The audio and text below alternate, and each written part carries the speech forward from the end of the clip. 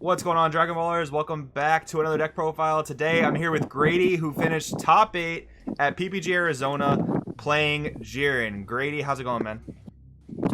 How's it going? I'm doing pretty good. Awesome, man. So this is super cool that you're topping with Jiren because it kind of reaffirms this thing I've been thinking in this format, that there are so many decks out there that just aren't being played but are still really good. Like Jiren, for instance, he has an effect that, to me, it pairs up to all the set 10 leaders we have, all the different leaders that we have that have kind of seemingly power crept the leader pool, but Jiren seems to have an effect that kind of keeps up with those. So what made you want to play Jiren in the first place? Okay, yeah, I've just been playing him since the end of set 9 when I got into the game, and just pretty much I like the activate battle. It was easy to learn, and it just keeps you alive for at least 3 turns. Yeah, so have you ever had a problem where like a super aggressive deck, let's just say like Reboot Gohan or maybe Vegex, like do they ever give you a problem of like getting to your backside on super low life or just making you take damage way too early? Has that ever been a problem, or generally once you get to the back you're pretty much safe for a few turns? Yeah, so if they can skip me from 5 to 3 life and then make me awaken, and then put me down to 2, that's generally where I'm going to lose. If I can have a blocker or a negate, I'm usually pretty good, and if I'm able to get to my backside, that gives me another 2-3 turns. Gotcha. So let's get into the main deck because, again, pretty cool. Something we haven't seen, ever, at least this format or even last format. So this is pretty strictly a Universe 11 deck. So Casserole Slash Striker makes a lot of sense because it searches out the majority of your deck. It also searches out your Unison. So why did you go with like this Unison, for instance, instead of the Vegeta Unison? Okay. Or any other Unison for that instance. So I tried the Vegeta Unison. This Unison, the Gogeta's good for the +1, getting the 1-drops in the drop area. Okay. And then it just sets up my boss monster late game. And then as well as I have the promo Jiren that gets the 1-drop skills negated. So it's just a good cycle, and I'm pretty much just trying to get to sell. So it's a good draw. Gotcha. And then having a Unison so early, it's kind of interesting to me. You're only playing 2 Prideful Transformations. So why only 2 of this guy? So I was trying out 3 and 4, and my Unison was just kind of getting cleared so quick. So the Unison was like kind of good for stalling for 1 turn. Like everybody would go for that, and then it'd give me another turn. So I really didn't use this the Vegeta too often because the Unison was just getting cleared so quickly before they would even play something. Interesting. So yeah. I didn't really end up siding it out. Interesting. That's actually makes a lot of sense because I think we've seen a lot of people steering away from those set 10 Unisons because of the same thing you said. Like they don't gain markers very quickly, so they actually get cleared pretty easily. So actually that makes a lot of sense what you're saying. So moving on, more of the U11 stuff. Casserole, this Casserole rather, is really good. I'm sure a lot of times you just play him off the leader effect, and then you're probably going to grab Kunchi. But you're actually playing 4 Vuyon Dynamite Blasters. So with Kunchi on the board, he's a barrier blocker, which is definitely not bad. And another thing I noticed too is you're playing very, very little negates in this deck. You're only playing 2 max power, which we'll get to a little bit later. Was this guy, Vuyon, was he mostly like the majority of your defense? Yeah, so with the blocker and the super combos, which we'll get into later. So yeah, pretty much the 1-drop, the Casserole that I'd play would get this 2-drop to almost ensure that I get it turn 1, turn 2 at the latest. And then yeah, I would just get the blockers, throw them in the drop with the Unison, and then use the activate main on the promo, which we'll get to later, to get the blockers out there and then get the stalling going.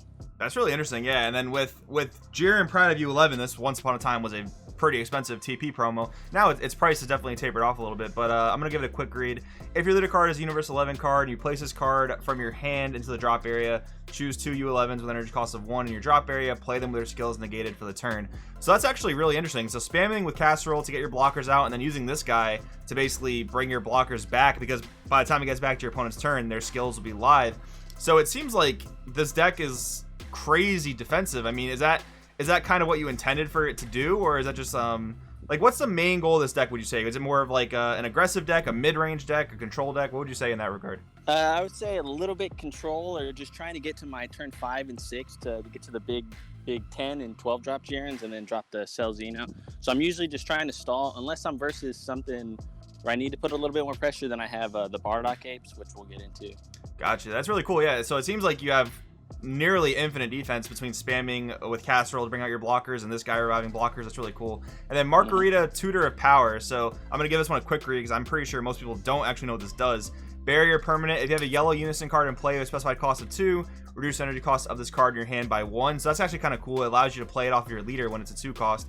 And then auto, when this card attacks, choose one of your opponent's battle cards in rest mode, and it can't be switched to active mode until the start of your next turn. So freezing effects like this are always kind of weird because generally removal is just better, but yellow doesn't have a ton of removal at its disposal. So how did this card perform for you? So this was good to get through Black Mass Sane. So in the event that they put Black Mass Sane, I wasn't able to play my 2-drop the casserole or get the 1-drop off of him. So this got over that. So that helped me with that. And then it was just kind of good. 19K, a little bit of pressure. Couple instants versus Red Brawly, I was able to keep the 6-drop rested and then just kind of stall until I finished the game. Yeah, it definitely seems really barrier. Good. Yeah, true. Barrier. So, okay, that's really good, actually, because it means that if your opponent has removal, I actually kind of skipped over the barrier, my brain not working right. But the barrier definitely makes it a lot better, too, because it's hard for your opponent to just kill it. They have to kind of attack into it, but as long as it stays on the board, you're just locking battle cards. So that's definitely pretty solid. Some instances as well, I wouldn't even attack. I would just leave it in the event they had the Black Mask. I would just leave it as my barrier for my backside. Gotcha, very nice.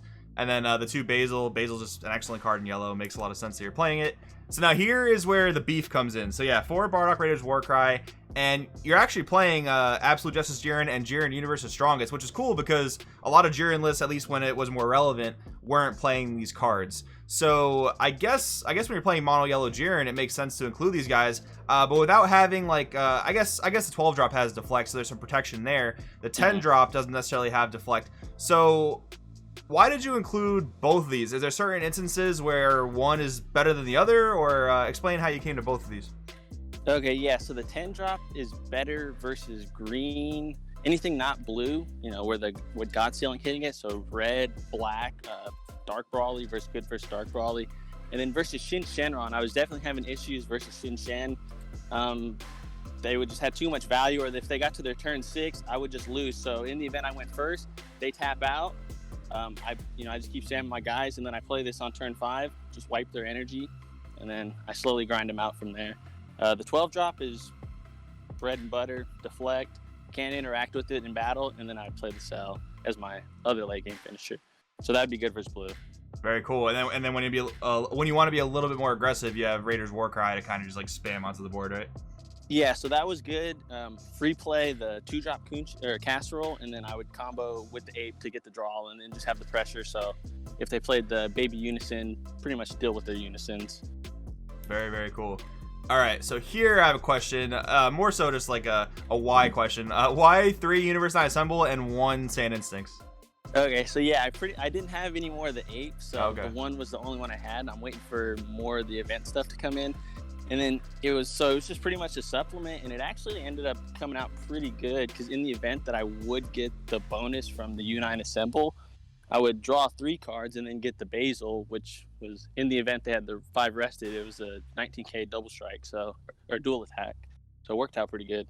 Nice, yeah, and that's a really good thing. Like, I think people undervalue U9 Assemble as like a budget alternative to Sand Instincts, especially when you're bringing out Basil, because it actually pluses us a little bit harder in that sense. And then the 1 cooler, of course, is a great game ender, especially when you can just like drop Cell Xeno and go for game that way. And then 4 Zamasu, probably the best super combo you can play in this deck.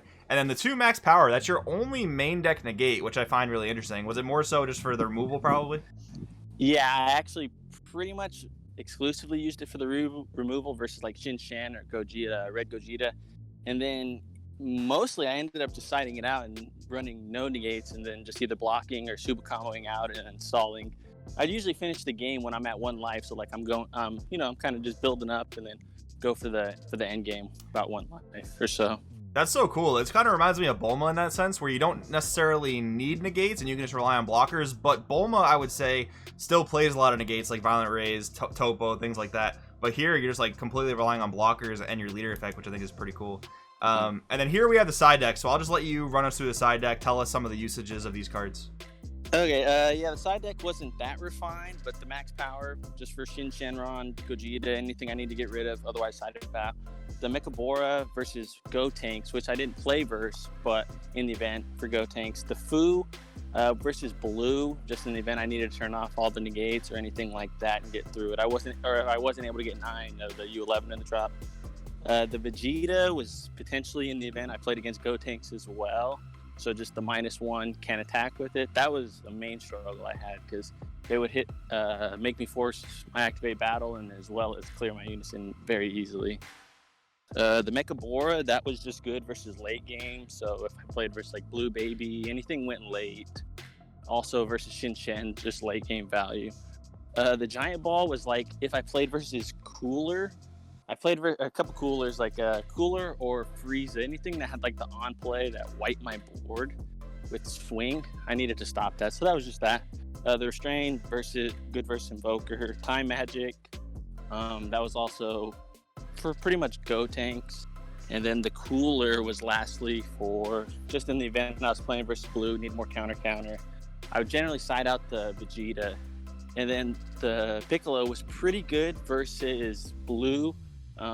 I guess it can actually hit unison. So if the Blue Baby comes out, it just blanks it. So it's only 3 markers, and then I can generally deal with it. If it gets to 5 markers, I'm not able to really touch it. Very cool, man. So I think this deck is awesome. It's so cool to see that you topped with this deck. So what do you think about Jiren going forward? Going forward, the draft box does seem kind of interesting. I'll be trying some of the slug stuff to stall and especially stop them with drawing with I think it's like a 3-drop slug. But we'll see how it goes. But so far, it seems pretty good. I've been enjoying it. Awesome, man. It looks really fun. Any final shout outs you want to throw out there? Just my cousin Andrew. He helped me out. A lot of practice versus Soul Striker, which I played versus 1 in the end and got the dub to get in top 8. Awesome, man. Congratulations, and we will see you next time. All right, thank you.